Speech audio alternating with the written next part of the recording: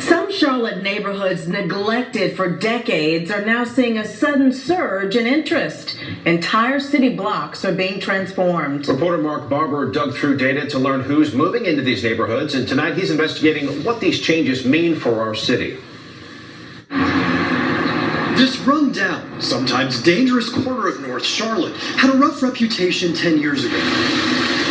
Now, the area once known as Double Oaks is called Brightwalk. City leaders said this beautiful, thriving community would be a shining example of a mixed-income community.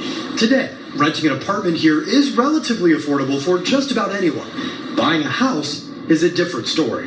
In 2007, the average home in Double Oaks sold for $123,000. Now, it's nearly $280,000, way too much for many families.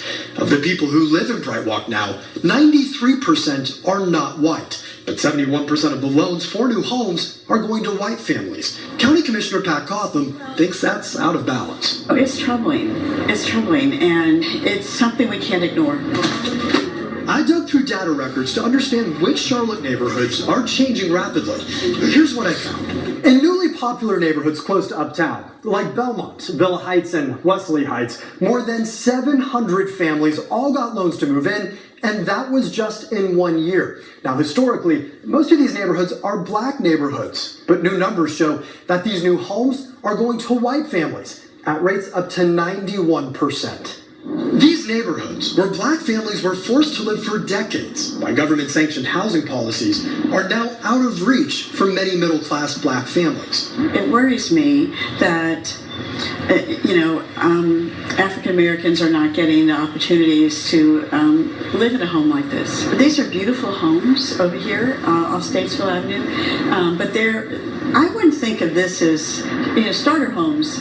These are like $250,000 to $400,000. We are concerned about it too. Julie Porter heads a Charlotte Housing Partnership. It's a nonprofit that tries to build healthy and diverse neighborhoods. What we're building here is single-family homes selling between $150,000 and $155,000. All of them are sold to families who are earning less than 80% of the area median income. The partnership helped Shamika Tucker get grants for the down payment on a new house near Brightwalk.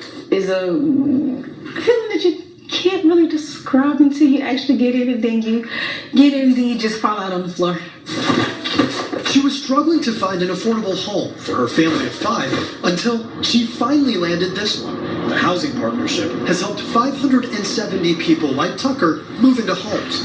Still, the city is short an estimated 34,000 affordable housing units. This is a community problem. It's too big for the city. The city can't do this by themselves. I think we're going to need to have more partnerships. Tucker grew up in these historically black neighborhoods that are slowly losing their history. As new families keep moving in, she hopes the city will find a way to help people of all colors afford to live side by side. In Charlotte, Mark Barber, Channel 9 Eyewitness News. Pat Cotham.